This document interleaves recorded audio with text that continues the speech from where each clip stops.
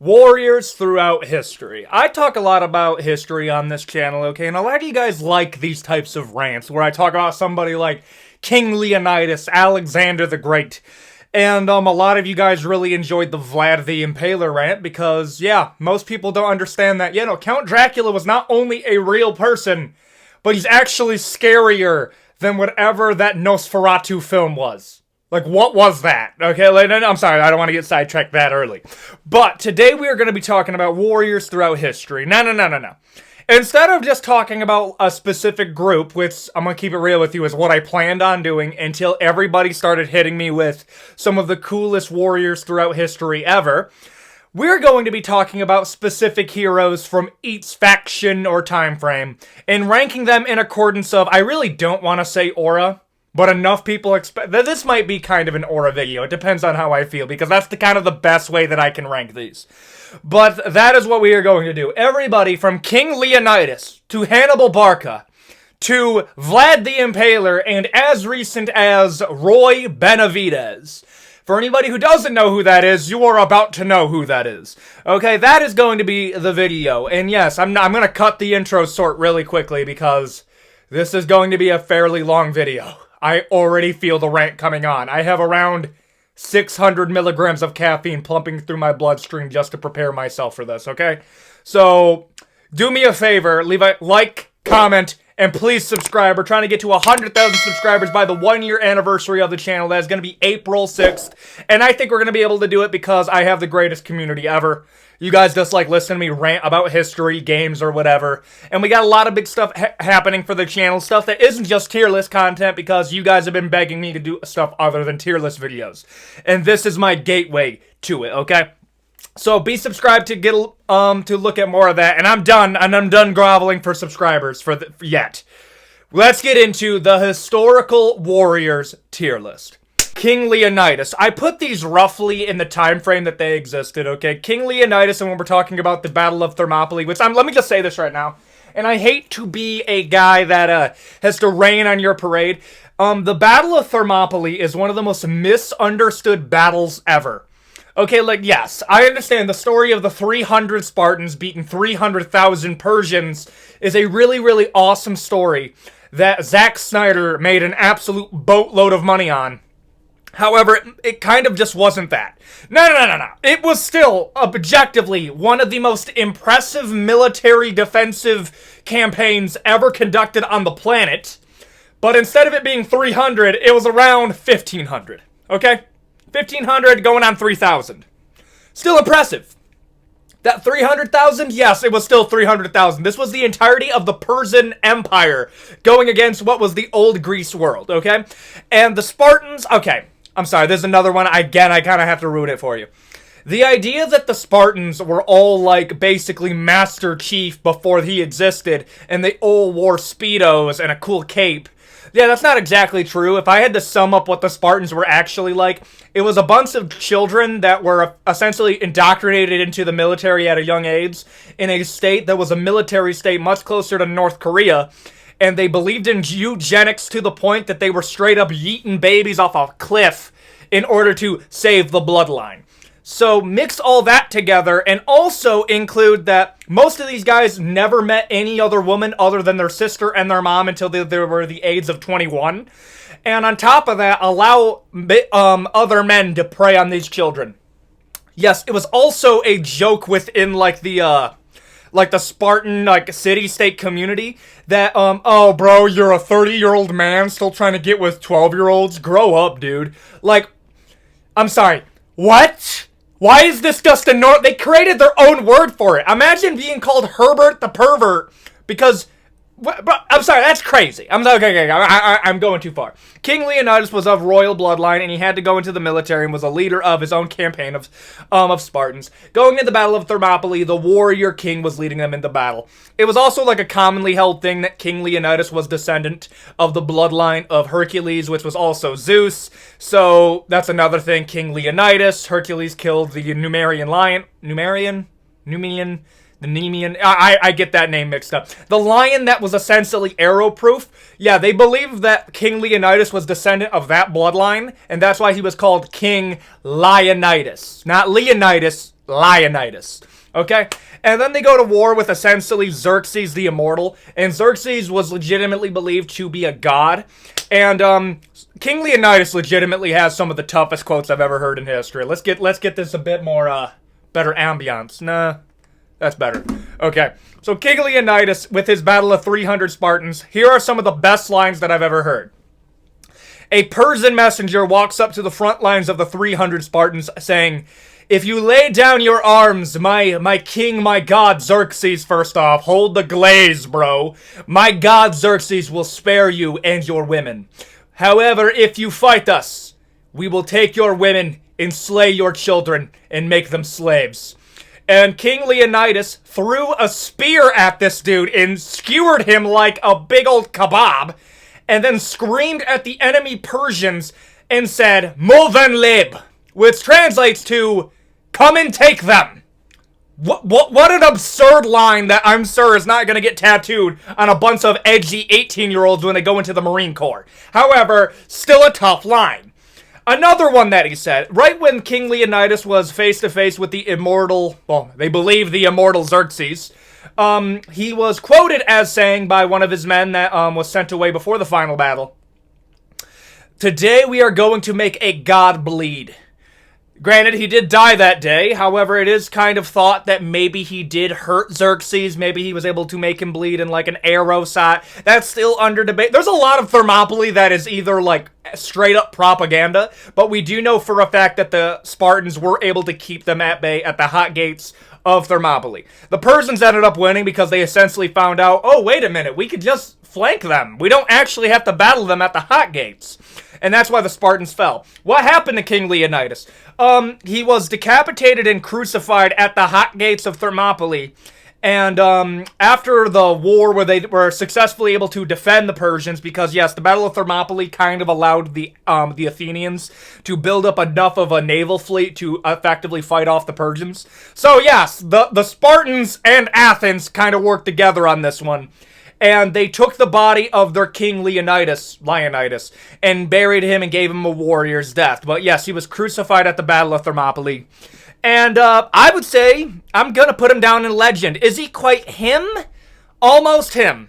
The fact is bro still lost, though. Like he did. Yes, is it one of the most successful defensive tactics ever done? Yes. Were the Spartans, at bare minimum, ahead of their dime when it came to Okay, this is one thing I gotta say. I'm sorry. This idea that, like, the Spartans were, like, this otherworldly trained fighting force. No. The one thing that the 300 movie got right is they put this into perspective.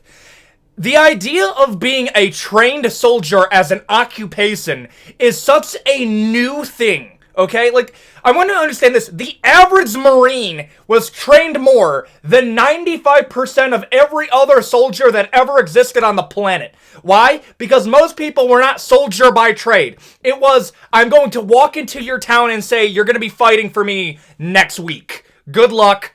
Trade in your pitchfork for a sword, and good luck, little homie. That's essentially what it was. The Spartans were just averagely trained people that were beaten and most likely touched as children. And that motivation and that, like, closeted anger kind of built up. And they were like, we're gonna kill these fucking Persians, dude! That's essentially what it boiled it down to. And yes, I am going to... I think the Spartans are a borderline overrated when you realize they kind of got no-diffed by Alexander when he came through. You beat the Athenians in the Peloponnesian War, and you essentially did that by doing basic siege tactics, by locking them inside of their city-states, starving them out, and then going in when everybody else was dead. So, I'm sorry, okay. Spartans are cool, they're above average, a little overrated. They would have lost to the Mongols and the Centurions of the Roman Empire. They just would, because they were actually soldiers by trade. Legends, King Leonidas, gotta put him there. Alexander the Great. No, I don't want this to get twisted. We're not just doing tacticians. Like, one person that is not going to be on here in this video, because I want to focus on soldiers that actually had the fight, as long as being strategic leaders, is somebody like Napoleon. Napoleon was not in there, in the gruff of it, going hand-to-hand combat with the local person from the Rus. Absolutely not. Alexander the Great because he came from a time where you had to fight with your men or your men would rebel against you, had to learn how to fight. Now, this is another thing I do think is a misconception. The idea that the guy who was running into battle at this time was putting himself at this crazy risk. Like, yeah, it was more of a risk than normal. But I want you to put this into perspective. Alexander was strolling up to battle with the finest armor ever constructed for that time. No, maybe not the finest ever, but way better than average. Surrounded by his most elite men in a circle. Trying to get to Alexander is like me trying to, in Elden Ring terms, fighting the Godskin Apostles, the Draconic Tree Sentinel, and then fighting Malekith. Like, without ever healing. Like, no, I'm already half dead just to get to you. So Alexander was effectively in his own boss arena whenever he was entering into a battlefield. That being said, is one of the most effective conquerors in the history of the planet. Was undefeated for more than 15 years of his life while suffering borderline narcolepsy. And at the end of the day, this dude was an absolute Chad. Okay, look at this picture. Look at that. That's a Chad picture right there. Laid the foundation of Greece, which later laid the foundation of Rome itself, because Julius Caesar once walked by a statue of Alexander the Great and cried in his presence because he said, Alexander, by my age of 30, already conquered his first nation. How could I ever be like somebody like Alexander? Imagine, bro. This is the Michael Jordan to LeBron James in terms of conquerors. This is like LeBron walking up to a picture of Michael Jordan and saying, how can I be you? Like, Ayo, you ain't him. You ain't him, dog. Alexander was him. Grew up what would be modern day, if I'm going to get this wrong and somebody's going to correct me. It was at least by Baghdad. Can I get that right? He was born somewhere by Baghdad. I said last time it was in modern day Baghdad and somebody corrected me. That same person corrected me again. I know it was in the Middle East. I know that for a fact. Was one of the first conquerors throughout history to conquer the entirety of the Middle East, fought so on the front lines, took some of the best technology at the time, conquered all of Greece, laid the foundation for ancient Greece, and then laid the foundation for Rome. So, in essence, Alexander the Great is him. Your name is Alexander the Great. Now, how he died is kind of sad. Also, he was a redhead. Redheads, Ginzas. This is your guy. That's your boy right there. Okay? Your boy. Also, he most likely was buried alive because he suffered a rare form of narcolepsy. And on top of that, bro was plowing women and he was plowing dudes, okay? This set the foundation for, it's 2024, so there's no problem with this, the fruitiness of the Greek, okay? Let's just say that. Like, I think a lot of that was because of Alexander the Great. Because this dude was winning battle after battle, and then taking the most attractive dude and attractive woman, and then running a train in the private sector. Okay, this man was setting a lifestyle trend immediately. So, I mean, like, I kind of have to put you in him. Like, that's kind of crazy. Like, admittedly, that's pretty crazy. Hannibal Barca, otherwise known as the Bane of Rome. First off, I am gonna give points on nicknames. King Leonidas, the son of Zeus. Alexander the Great, it's quite literally his name. Hannibal Barca, being called the Bane of Rome. When Rome was, like, the certified kings of the world at that time, is one of the coolest nicknames I've ever heard. Now, to understand Hannibal Barca, we first got to understand the Punic Wars. The 3 Punic Wars that you know of are essentially between Carthage and Rome. And yes, Carthage lost all 3 of them. But I want you to put this on perspective. Imagine if America went to war with, I'm trying to think what... Okay, the equivalent would be Europe, but that's not quite fair because Europe and America are on the same page technologically. This is like us going to war... I mean, I'm trying to think of a good... There isn't a good state. Okay, Rome was 300 years above the rest of the world in technological advancement at the time. So, there's actually no good... That's like us going to war with North Korea, and then North Korea is every single war we go into them with almost wins, and then we get the Hail Mary touchdown at the end. The first Punic Wars, Hannibal Barca's father was the lead general of it, and lost, and he ingrained a hatred of Rome inside of Hannibal Barca, and taught him a lesson that was going to be the ultimate foreshadowing for the rest of Hannibal Barca's life, and that is... The key to Rome's power lies in the minds and opinions of its people. That is a little something we call foreshadowing in the business. So what does Hannibal Barca do? Hannibal Barca becomes literally the LeBron James of generals. This guy comes in here after losing the first Punic War, said, Ayo, let's run this fate again. Carthage versus Rome. I want to go into their nation and I will take the entirety of Italy. And we're like, okay, bro, test it. This motherfucker takes elephants, an entire invasion force, through the Alps.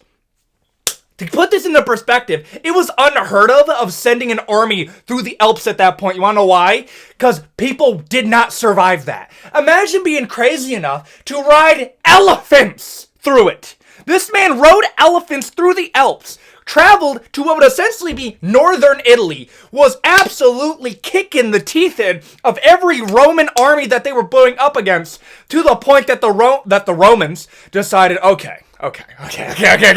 Well, we're not beating him, but you know what we can do? We can hide in our little fortresses because we put a lot of investment into our homes. And the Roman people are going to follow us, okay? Like, it's not that difficult. He doesn't have enough. There's not like more people are going to come from the Alps. So we're just going to have to wait them out, though. Like, okay, we'll be fine. We're Romans. Hannibal Barca proceeds to lay one of the greatest high charisma roles ever, and literally is so charismatic that he turns the Roman citizens at what became Italy against the Romans. This guy caused a medium civil war. Okay, understand this. The biggest op of the Roman leaders at the time was the Roman citizens. They realized that if Rome had a civil war, it would absolutely cause the collapse of the entire empire. That's a little also foreshadowing for something that happens later in history. They were so terrified of this that they tried to kill Hannibal Lecter, not because that they could beat him in a 1v1. No. They tried to kill Hannibal Lecter. Holy shit. Hannibal Barca. They tried to get rid of Hannibal Barca because Hannibal's existence was literally giving the Roman citizens the confidence to rebel against the higher-ups. I want you to think about that. Imagine if America got invaded by anybody, or your country got invaded by anybody, and then we have to get rid of somebody that we can't beat in a 1v1. So what he starts doing is making the citizens fight for him, and they're like, yo, bro, Hannibal Barca's he makes a good point. We were finally able, no, not we, the Romans were finally able to subdue Hannibal, but it was basically when they went scorched earth on their own people. That's essentially what it had to turn into, because Hannibal was very similar to Julius Caesar, and that is a big thing that they feared with him, because they killed Julius because Julius was so hard to control. Hannibal Barca, I'm sorry, legend. He's a legend. Dude, he is. I really enjoyed learning about Hannibal Barca. Actually, I'm going to put him in great. You know what? I'm going to put him in legend now. I'm open to moving him down. But they called him the Bane of Rome. I just want you to think about how cold of a nickname that is. Let's just say that, okay? Legend. Harald Hardrada, Harald Sigurdsson, otherwise known as the Bolt of the North. Oh! One of my favorite stories, okay? Let me lay the scene for what became the last great Viking story. You see, Harald Hardrada came from a semi-royal bloodline, that being in Norway. But, normal raiding life, okay? You fight your neighbors, you're a chieftain, you're trying to win some wars. Your brother has a claim to the throne, would essentially become the Kingdom of the North Sea, which was Denmark, Norway, and a few parts of England, okay? That's basically what the Kingdom of the North Sea was. And then, Harald loses a battle where his brother dies in it. And Harald, at this point, realizes that he's not going to be able to achieve the Kingdom of Norway. Decides, you know what, I'm just going to become a mercenary. And then, where do you think this guy goes? Guess. Nope. The Byzantine Empire. Yeah, remember when I said when Rome had a civil war, they would collapse? Yes, so after the collapse of Rome, it got split into essentially two areas. One side got cannibalized by the other European states, which has laid the foundation for what Europe would become later on. The other was called the Byzantine Empire. You see, Harald decided that he was going to achieve a lot of wealth fighting for the emperors and the kings of the Byzantine Empire, so he took him and 150 other men and went from Norway all the way to the Byzantine Empire and the capital of Constantinople, where he would serve under Michael IV. Now, to lay the foundation of who Michael IV is and how crazy in political turbulence that we're in right now, Michael IV was a stable boy when he was a child, became the friend of, this is where I'm going to F it up, the other guy that was emperor was named, I think, Romanus, and Romanus became emperor because his dad died, and then he, okay, this is a lot. There's a lot of lore that I kind of have to get you caught up on. Michael IV became emperor by killing the rightful heir to it, and what he did, and this is how evil Michael IV was, okay? The Emperor Michael IV was a lowborn man, became the surrogate brother of Romanus, which I'm 50-50 and that's his name, I'm sorry if I get this wrong, but let's just replace Romanus with the rightful emperor. Michael convinces this guy to lock up his uncle, which is essentially like me telling Simba, hey, get rid of Scar because he killed Mufasa. And then he believes him. But here's the plot twist. Michael was lying the entire time to get the army of his uncle, and then he killed Romanus, which was the actual emperor at the time, and all he waited for was to he gave Michael all of the military, stupid, and made him the legal brother, okay? He wanted to make him the co-emperor, a low-born stable hand, okay? Made him the co-emperor, and then Michael immediately when that happened, slaughtered Romanus and became the de facto emperor of the Byzantine Empire. And guess what? Married his wife. Yes, imagine you make your brother the co-emperor, and he kills you, and then your brother F's your wife. And then she becomes the new queen, and she marries this guy. Oh my gosh, bro, Byzantine was crazy, dude. There's also a chapter I think it's the 48 Laws of Power. There's a full chapter dedicated. It's a pretty interesting story. That's where I get some of this knowledge. Well, anyway, Michael IV is the emperor at this time. So Harald Hardrada, you changed his name from Harold Sigurdsson because that had a legal connotation. So he called himself Harald Hardrada. Harald Hardrada serves under Michael IV, Emperor Michael IV, to essentially quell social dissonance and the rebels that were against him, and thought that Michael became the emperor illegitimately. Okay? So Harold decides, bro, I don't give a fuck about your Game of Thrones, backstory, dog. I'm just here to drink some mead and make some money, okay? Point me in the direction of the people that need to die, and I will get rid of them. Oh, you want to give me a title? What's my title? He was the chieftain of the Varangian Guard. Also, so the Byzantines were so terrified of assassinations that they would recruit people from the north, and they were required to, by basically their religion, not to assassinate. So that's why they recruited mostly paganistic or people from Scandinavia. That's what the Varangian Guard was. You might recognize that from For Honor. So the Varangian Guard were essentially these highly trained Norwegian mercenaries, and then some time passes, Michael IV dies of an illness, and his nephew, another guy named, I think his name was Michael, I'm sorry, but I'm not going to call him Michael, I'm going to call him Joffrey, because this motherfucker was a demon, immediately comes in there, tries to marry his aunt, the 60-year-old, and then has her hair cut like a common adult worker, I don't know if I could say that, and has her paraded through the street Cersei style. The people of Byzantium are so angry about this that they stage a rebellion against the new empire. Harold, seeing that the money is flowing and that he could raid the Constantinople by killing the new emperor, he goes in there, drags this motherfucker out of a monastery, and then this new empire is like, please, I'll make you emperor. You can have the entirety of the Byzantine throne. Just don't kill me. Let me become a monk. Let me survive.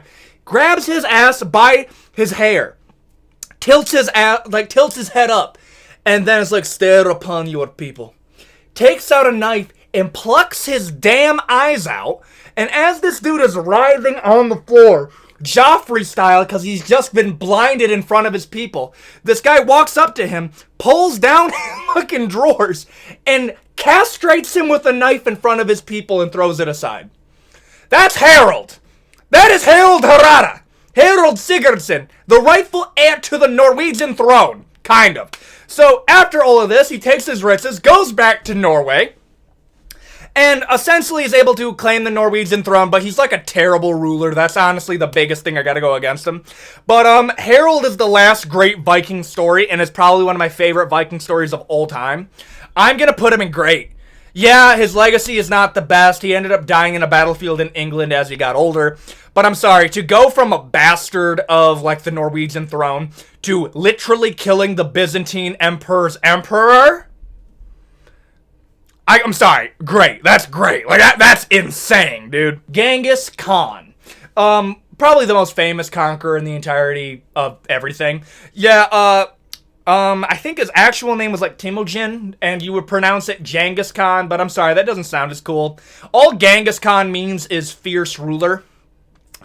This dude had the nickname Punishment of Allah, because the Muslim world quite literally thought that no man should be this evil, that he must be a punishment sent directly from God himself. That is the coldest nickname out of anybody here. Okay, let's go down the nicknames. Alexander the Great, the son of Zeus, the bane of Rome, the bolt of the north, punishment of God. That is the craziest name I've ever heard, okay? And if we're talking about, like, the Mongols as a whole, I've already gussed over the Mongols. The Mongols were the most effective horse archers ever. These guys were so jacked that when we pull up Mongol remains, we can actively tell if they're Mongols by how the muscle on their back, like kind of turned into in their remains. Why? Because their muscles on their back were so defined because they were pulling back bows that were 140-pound draw weight. To give you an idea of what that is, I have a bow. I pull back 70 pounds. This dude was shooting arrows that was going through any armor on the planet at the time. So yes, Genghis Khan, I have to put him. I do, bro. He has the largest land empire to ever exist. Okay, that beats out Alexander the Great. He had to use, like Assassin's Creed Odyssey, he had to blow up his land by using water. So, I'm going to say Genghis Khan. I have to put him. I just do. Miyamoto Musashi. Okay, another good book that I've read is the Book of Six Rings, okay? And, the Book of Six Rings is essentially his personal memoir of how to be a good swordsman. Miyamoto Musashi also has, like, a good view on mental health, honestly. Any man who wants to be good at one thing must be good at multiple. He had an idea that the only difference between a carpenter, a farmer, and a soldier is the tools that they use. That is it. A soldier will use a sword and a bow to achieve the actions or the goals that he wishes, while a farmer will use a hoe and a scythe to cut and to lay. A carpenter will use a hammer and nail or a saw to build there. The only difference between these two things is the moral and the tools that they use. They are all the same person in general. And thus, every soldier can be a carpenter, and every carpenter can be a farmer. That is such a... I really like that. I really do, because I think people are capable of more than they think that they are. Now, I think there's some people that are borderline crazy with it, like they think they can do anything. But no, bro, you can learn how to do a lot. You can. Like, it's not really too late. And that's what Miyamoto Musashi did. Yeah, he was one of the greatest swordsmen to ever live. I think he had the most successful duels in Japanese history. He also would travel into China to duel people. I think my favorite story that he ever did... my favorite Miyamoto Musashi story is that he was told by the emperor to go duel his son, and his son was basically Joffrey Lannister, and he was like, oh yeah, dad, love me, dad, make me the new heir, I would beat up anybody. And then Miyamoto Musashi's like, yo bro, I will beat the tar out of this. I don't know if it was a son, but it was like a relative of him. And then he pulls up, half drunk, row into the battle, and then he strolls up there, and they said, you didn't bring a sword? It's like, I thought you would supply me with one, rich boy. It's like, I guess you're just gonna have to fight me unarmed. He said, give me a second. So he takes the ore and is able to carve it down with a pocket knife to turn it into a makeshift wooden katana. And then he proceeds to beat the unholy tar out of this rich kid to the point where they're actively begging him to stop beating him up. And then I imagine his what he said after this went along the lines of, all that money and you still fight like a bitch. And then walked away and took his money. I'm sorry, that's legend. I'm putting him in legend because of Miyamoto Musashi living on throughout history. Somebody needs to make a anime or something for Harald Hardrada. I'm sorry, that's one of my favorite stories. He also did become the king of Norway, just saying. Vlad the Impaler. Yes, Count Dracula in Nosferatu. Okay, Count Dracula is the story that came from Vlad the Impaler. And Nosferatu came from Count Dracula, but they couldn't afford the rights of Count Dracula, so they called him Nosferatu. So, Count Orlok is a derivative of Count Dracula, and Count Dracula is a derivative of Vlad the Impaler. Vlad Dracula, I think Vlad, the inspiration of Count Dracula in vampires, is actually scarier than him actually being a vampire. I've already told this story, but I'm going to fix it up a little bit. Our story begins in a little place called Wallachia. Wallachia was a little county of a guy named Count Dracula. Count Dracula had 2 kids, one of those being named Vladimir, and his other brother who lacks main character energy. We don't need to know his name. You see, Dracula had beef with the Ottomans, and the Ottomans were whooping his ass and took him and took his kids captive. And they said, if you go to war with us again, we are going to kill your only heirs. And then Dracula said, okay, I won't fight you. Immediately started war with the Ottomans again, and went the whole Omni-Man saga and said, well, I could just make another. And then leaving his children to die in the Ottomans. The Ottomans were gonna kill Vlad, but they decided that they could use the royal bloodline of Wallachia to train him up as essentially a sleeper agent of the Ottomans until he grew up, teaching him in the ways of war, interrogation, and tactics. Also how to rule, he was pretty good at that. And then at the age of 18, they were going to send him back to his father, where he would his father, and then make the Wallachian state a part of the Ottoman Empire. Keep in mind, these are the Ottomans, who are almost the main character of history for the majority of it. So, what did Vlad Dracula do? Vlad Dracula, when he's been trained by the Ottomans, basically to become the Winter Soldier his entire life, gets sent back to his dad, Dracula, where he proceeds to assassinate him. And taking the name Vladimir Dracula, which translates to Vladimir the Son of a Dragon. One of the coolest names I've ever heard ever. Vladimir Dracula was born. And what do you think happened immediately after that? What do you think Vladimir Dracula decided to do to the Ottomans? He looked at the Ottoman Empire, which outnumbered him 100-1, and said, try your fucking best to take Wallachia! And then proceeds to launch a multiple year-long war, where the Ottomans essentially just said, dude, who is this guy? We trained him his entire life. Where did he learn how to do that? And one of these tactics that he would do is impaling.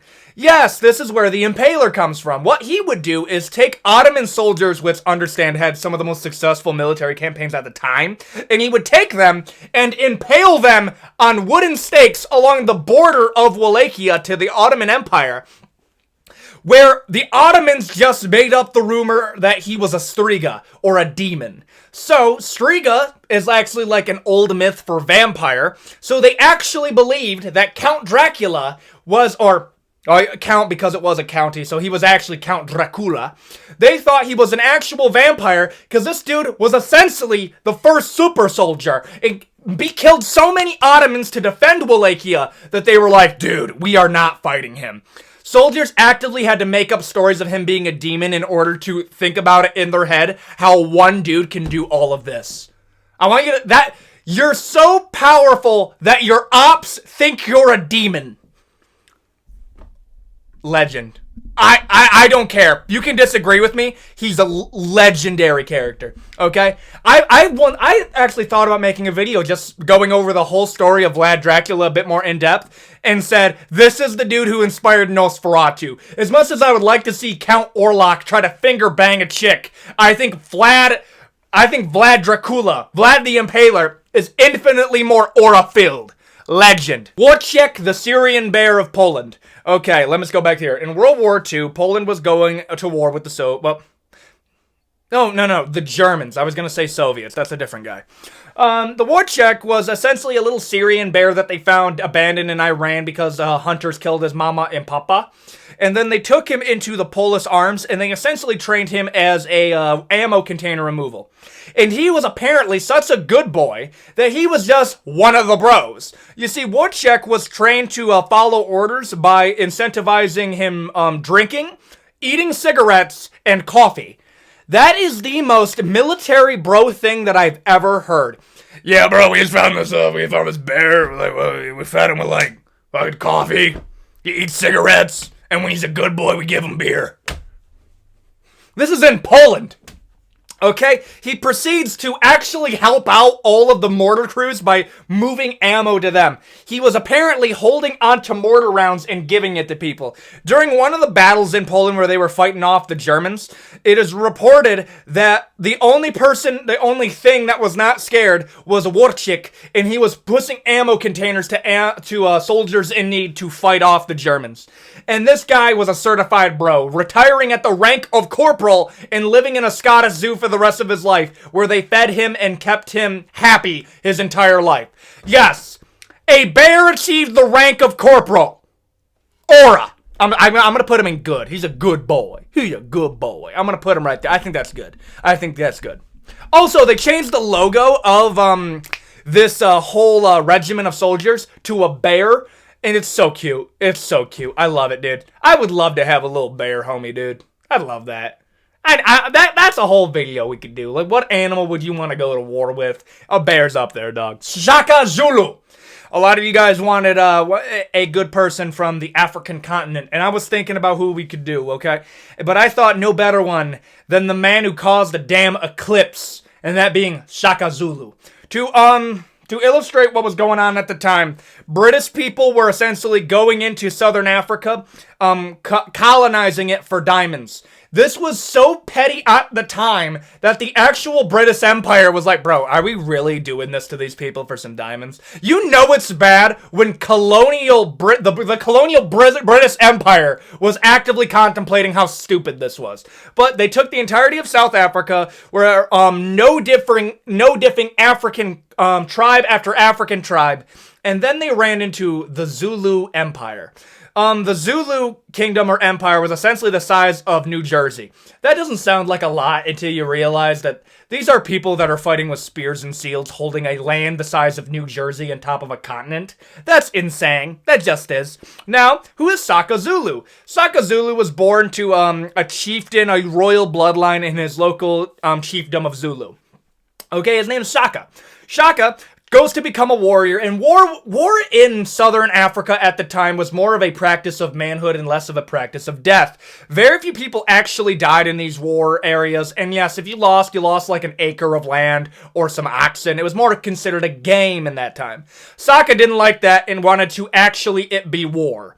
So Shaka changed the rules of war, developing a new tactic called the bullhorn technique. What the bullhorn technique essentially was, is imagine I take the brunt of my forces like this. This is the people that have the heavy armor and use their shield a bit more often. I'm going to send them directly at you. Now I'm going to send two people, see bullhorns. They would send one group of people essentially to flank their enemy and another group to flank their enemy, which were trained in hand-to-hand combat with spears that they cut in half basically into small knives. And then they would have a third group called the loin that would hang out back here and reinforce each of the regiments as they were dying or as they needed help. This worked so well that he was one of the most successful chieftains at the time, killing all of his rivals and achieving and conquering a land the size of New Jersey and southern Africa. Now he was going to war with the finest musketeers of the British Empire. The British Empire essentially came in and said, bro, come on. These people are fighting with swords and shields. What makes you think they can beat us, bro? I was like, I got the musket. That's all I need. I go, boom. That's it. Okay, the British were getting so cocky that they were actively talking shit, bro. We need to remind these fucking Zulu tent dwellers who the actual superior military strength is. Shaka Zulu was not taking that shit, okay? And he sends a message to the British people at the time and says, let's go to war then. If you beat me, you can have the Zulu kingdom. if I beat you, you fuck off. Can we do that? Let's do that. The British Empire seeing this as, bro, we get to fight the king of the Zulu kingdom and we can get it done that quickly? Okay, bet, let's run it. They go to war, and this is how I like to think that this went down. Imagine you are an 18-year-old British dude walking in the battle, and everybody's like, Tellio, we're going to be beating these little Zulu natives, fighting us with little shitty shields and spears. We have the finest muskets that we've ever been able to make in the name of the Queen. And then you hear some Paul Atreides, Wakanda Forever, Black Panther ass dude saying some shit like, Toke Fasula! Takasilava! And then you're like, entire field of people going, Durr! Keep in mind, there's like less than 1,000 of you fighting apparently a group of around 30,000 people. And now you're like, we're fucked, aren't we? Oh, yes, we are, sir. And then the battle kicks off. During the battle, so before the battle, Taka's saying some shit like, these men want to take our land. Let them water its soil with their blood. Let them show the ancestors something to be proud of this day. Show us a sign to bless us in battle this day. And then the charge happened. There's a fucking eclipse in the middle of the battle. And this is how I like to expect the British soldiers reacted to this.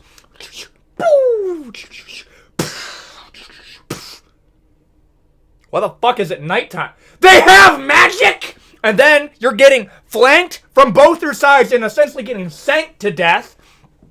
And yes, the Zulu Empire had one of the most decisive victories at the time. The biggest, one of the most effective British musketeer groups ever. Yeah, I'm sorry, that's great. I'm putting that in great. That's insane, dude. The reason I'm gonna settle it at great is the Zulu kingdom did end up falling later on, and they did capture Shaka Zulu. So I gotta deduct some aura there, but I'm still gonna put you in great, though. Yeah, I'm sorry, okay, you unwittingly summoned an eclipse. That's crazy. I'm actually gonna put you above Harald. That's absurd, actually. Yeah, that's pretty good. The entirety of the Apache. I understand. I tried to pick out one person. The problem is there's not a lot that was written down at this time for, like, a specific Native American. I say this all the time. If you think America was no different, every single Native American tribe, left and right, no, that wasn't the case at all. I would actually say the battle between the Texas Rangers and the Apache is up there with a Gojo versus Prime Sukuna level of matchup, okay? I always bring this up when we talk about the Western Edge because it's a thing that needs to be brought up more. The Native Americans, the Apache, actively made the U.S. Army give up. The U.S. Army said, bro, we are not fighting them. They are winning too much. What are we going to do? We're going to send an army of bodies against them in order to make enough anger in the people to incite a war with the Native Americans. And the Apache were cooking us left and right until some crazy Texas motherfuckers decided enough's enough. This is America. And then went band for band with the Apache. And it essentially ended in a draw where the Apache respected the Texas Rangers. And the Texas Rangers were like, bro, we need more ammo. That's actually where the revolver and the lever action rifle was popularized because, yeah, the Apache also had those and they were outgunning the American military. So, yeah, they were doing that on fucking horseback. Absurd. I'm going to put the Apache, I gotta put it, because it's not one specific person, I'm going to put it in honorable. It's honorable. I think that's an honorable army that we fought, taught us guerrilla warfare, and laid the foundation of what we would later become as a military because we had to fight them. I'm going to put it in honorable only because it's not a specific person. It's not. If it's a specific person, I can put them higher. I just couldn't find somebody that did enough that was written down that we could do it. I understand why that is, but I'm going to put it in honorable. Simo, otherwise known as White Death. Okay, let me tell you the story of the White Death, okay? You are living in Finland. You are going up against the Soviet Union, otherwise known as the Winter War. This only lasted one winter, And to give you an idea of how crazy this war was, it was essentially a bunch of Finnish dudes on skis fighting the entirety of the Soviet Union, being outnumbered 10-1. And how do you think that played out? Do you think the Soviets steamrolled the Finnish soldiers? No. They had the White Death. Let me tell you who the White Death was. There's a guy named Simo. And this guy was essentially like Forrest Gump, but instead of running really fast, this dude could hit anything. This dude won multiple national and local titles for marksmanship, and he did all of this with iron sights. This man was hitting targets at a 100% accuracy up to 130 yards away with iron sights. When they entered him into the military, they just let him keep his rifle, okay? Boom, the winter conflict shows up, and then this guy volunteers to go in because they were occupying his hometown. And this guy was such a savage that his commanding officer for his first mission said, "Ayo, I just need you to sneak into the Soviet-controlled area by yourself, and I need you to lay down telephone lines so we could set up a communication." They thought he was going to die in this. No, he had that done in like 2 days. So he gets back, and then realizing who this guy is and how effective he is by himself, gave him his next order. So there was essentially this area, sorry for the weird cut there, my dogs were going insane. So there was this 5-mile square area where they said that there was a sniper taking out high-ranking Finnish soldiers. And they sent Simo in there to get rid of them. Keep in mind, this was over a full 21-day period of this guy taking out high-ranking Finnish soldiers. Simo goes in there, and 18 hours later comes back and says, "I got rid of him." What do you mean? You found him and got rid of him within 18 hours of giving that target. Yeah, it wasn't that, bro, he was an amateur at best. This guy was such a high IQ sniper. He figured out optimal, like, sniping areas. And what he would do is actually pretty smart. He would dig out a small little, like, square in the snow, pour water on it so it would freeze, so whenever he fired his rifle, it wouldn't kick up snow, so they wouldn't know where he is. So he could fire multiple shots from one area where other snipers had to fire multiple. So what he would do is most of the time he would just snipe the sniper really easily. And then they sent him on another target. "I need you to tank out high-ranking Soviet officers." Done. He took out like 18 of them within the first month. Okay, that's all. Keep in mind, this is one winter. One winter. By the end of the war, he was able to get 550 confirmed kills. The highest kill count of any sniper in human history. And on top of that, they shot him in the face with an exploding bullet, which is a war crime, by the way.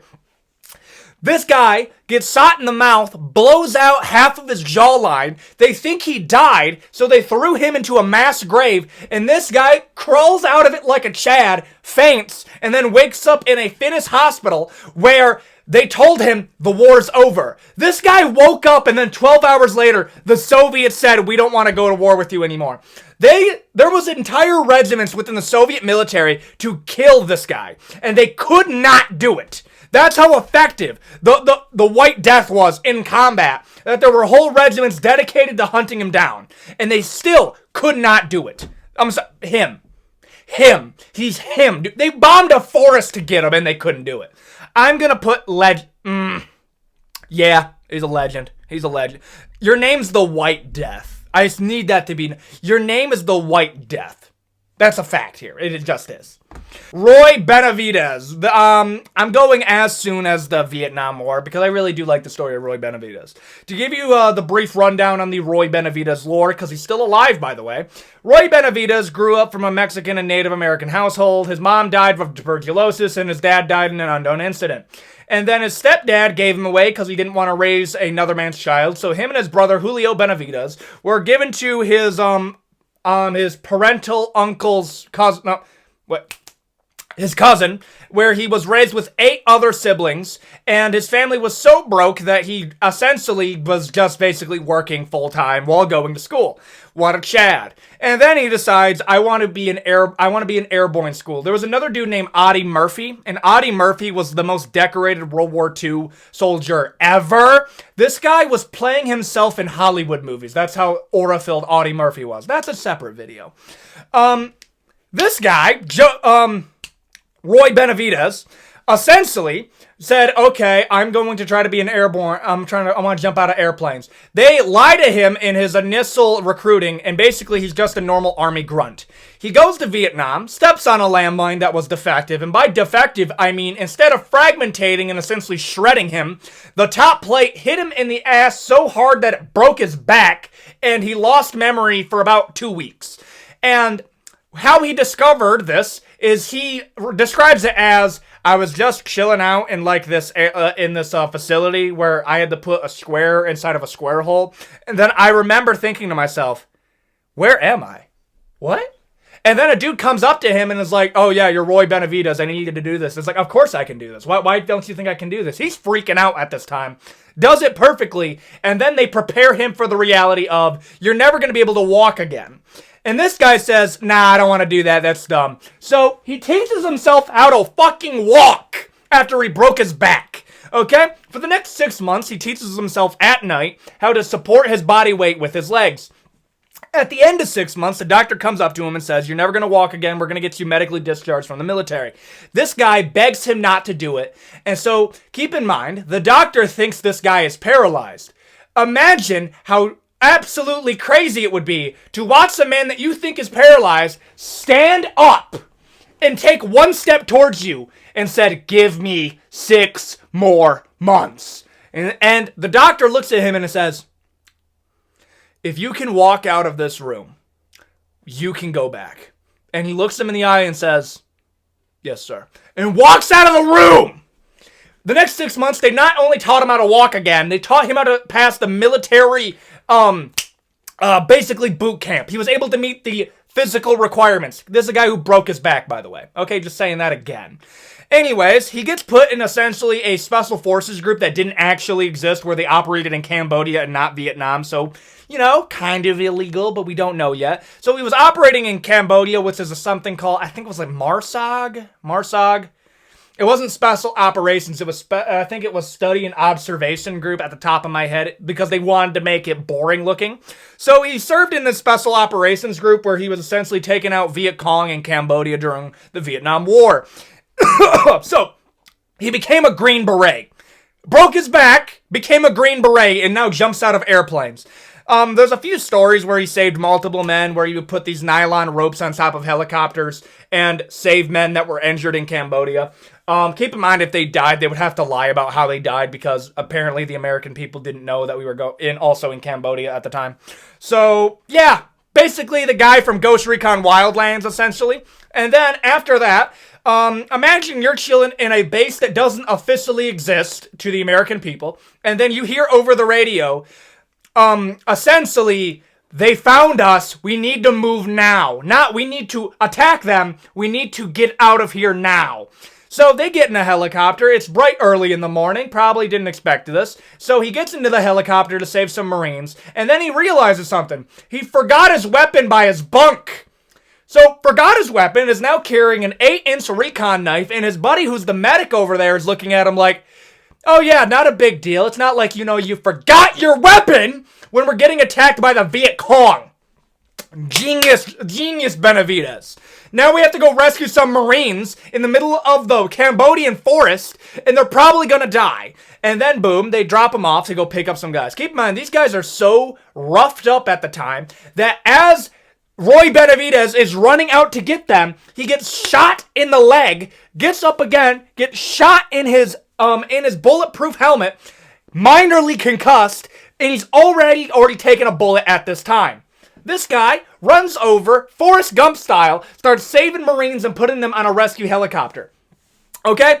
He saves a couple of them, and then he hears a radio ping that there's some further in the forest. Runs over there. One dude lost one of his legs. The other dude is blinded because there's so much caked blood that's coming off of his forehead that it essentially created like a cell around his eyes. So this guy believes he's blind, and then Roy comes in and is like, yo, you good? You good? I can't. So he starts dragging him. He's like, what? And then now Roy, because now Roy doesn't have a rifle, and he's dragging this dude while getting shot in the leg. He's like, I'm gonna need you to lay down suppressant fire or we're both gonna die. Keep in mind, this dude can't see shit, okay? And then he says, I can't see anything. And then Roy goes up to him and says, shoot in the general direction that they're firing at us. Do you know direction, soldier? And then he starts bag dumping into the local forest, and then they get him to the helicopter. What happened? The helicopter got shot down. At this point, Roy Benavidez has been shot in the leg, has a repaired broken back, gets shot in the head so he's concussed, gets shot out of a helicopter, and the helicopter lands again, so they have to send another helicopter out, and most of the people that he saved are now dead again. So he drags his medic buddy and a bunch of other people out of the helicopter, so another helicopter is coming in. Also, there's a sad story. There was a 19-year-old that got onto the base, and he saw him fall out of the helicopter because he was riddled with bullet holes. A 19-year-old kid got riddled. That's something that Roy brought up that really affected him off of this. So he knew he had to save these kids. So another helicopter comes in, and then this is Roy realizes something. You remember that message that came in saying we need to get out of here? Not we need to get rid of these bad guys. We need to actually leave the base and get out of here. What do you think that was? What do you think they found that made them so nervous that the American military had to nope out of there? Roy Benavidez realizes when the helicopter is crashed that there's a bunch of straight lines in the forest. Straight lines don't commonly exist in nature. So, what do you think it was? They found a Viet Cong bunker that's been there for years. They didn't just stumble into a Viet Cong patrol where there was like 100 of them. No, they stumbled into their base. At this point, I like to imagine Roy is like, are you kidding me? This is the equivalent of heading into a boss arena in Elden Ring when you don't have any Estus Flask or anything, any healing anything. And you have, essentially, a level 1 weapon fighting Malekith. That's essentially what just happened here. So, this guy is now calling in another helicopter, so he has to drag them again to the secure zone. As he's getting rained on by fire, a Viet Cong runs up to him and stabs him with a bayonet to the point how the medic described it. His intestines were leaking out of his stomach. Stabbed with a bayonet, so what this Chad Roy does, grabs the rifle, stabs it into himself so he could take his 8-inch Bowie knife and stab it into the chest cavity of the local Viet Cong. At this point, he pulls out the rifle because he realizes that the adrenaline is going to be the only thing that's going to get him to run to the helicopter. Runs to the helicopter, they drag him out. At this point, he is so caked in blood that, yes, the scab of, the dried blood, started closing his eyes for him. Broken jaw, because the dude who stabbed him with the bayonet also punched him so hard in the face it dislocated his jaw. And he killed that guy, again. Lost his recon knife, didn't bring his rifle to the fight. And then after all of that, okay, they're sealing him in a bot, first off. Waking up and not being able to talk to anybody, and your next conscious memory is that they're zipping you up in a body bag is one of the most terrifying things I've ever heard. As they're zipping him up, they make a joke because this was a Mexican fellow. It's like, I don't even know if he's one of us. Look at the skin color, dog. First off, fuck you. Don't worry, the guy gets his revenge really quickly. The medic from earlier walks past and says, holy shit, is that Benavidez? It's like, I don't know, dude. I didn't even know if he was one of us or not. It looks like the Viet Cong to me. And then he looks at him and is like, I need you to open that body bag. And I need you to check if he's alive. And then they fight for a little bit. It's like, open the damn body bag. Unzips it. Listens for a breath. He puts his ear up to him. And then Roy spits a blood-filled loogie right at his face. And then they start laughing because they're like, holy shit, Roy survived all of this. Roy then gets to live the next... also, what do you think Roy did after this? No, he didn't retire. He served another 12 years in the U.S. Army.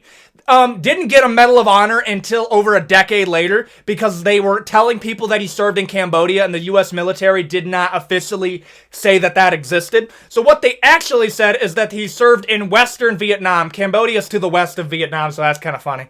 And then they immediately gave him the Medal of Honor. And then they tried to get rid of his veteran benefits, and then he argued that he deserves them more than anybody else, but everybody else should get the veterans' benefits. And that is what he does to this day, fighting for other veterans and their benefits. In other words, Roy is him. Real-life Rambo. I'm putting him in great, right next to the Shaka Zulu and Harald Sigurdsson. Love it. Love it. Okay. If you like this type of video, this history type of content, give me a person that you would like me to do a deep dive into in the comment section down below. And there you go. That is the Historical Warriors tier list. I'm sorry if this was rantier than usual. Again, I'm on 600 milligrams of caffeine right now, and I could do this for another hour. I'm gonna keep it real, bro. I'm just warming up now. This was a good rant. I really enjoyed filming this video. I'm feeling good on this one. And if you want me to do another video similar to this, try to get this to 2,000 likes. I'm gonna raise it up because you guys are meeting my like goals rather quickly. If you can get this to 2K likes, I'll do a part 2. Or if you want me to do a dedicated video to somebody like Roy Benavidez, or somebody even farther below, somebody like Harald, or other people like that, leave me a suggestion in the comment section down below. I'm trying to get to 100,000 subscribers by the 1-year anniversary or the GTA 6 release this year. I think we're going to be able to do it due to the support of you guys. And honestly, I'm just humbled to experience this. Thank you, everybody who makes this dream a reality. This is your channel. I am but the host. And I will see you all in the next video. Adios, guys, and see you next time.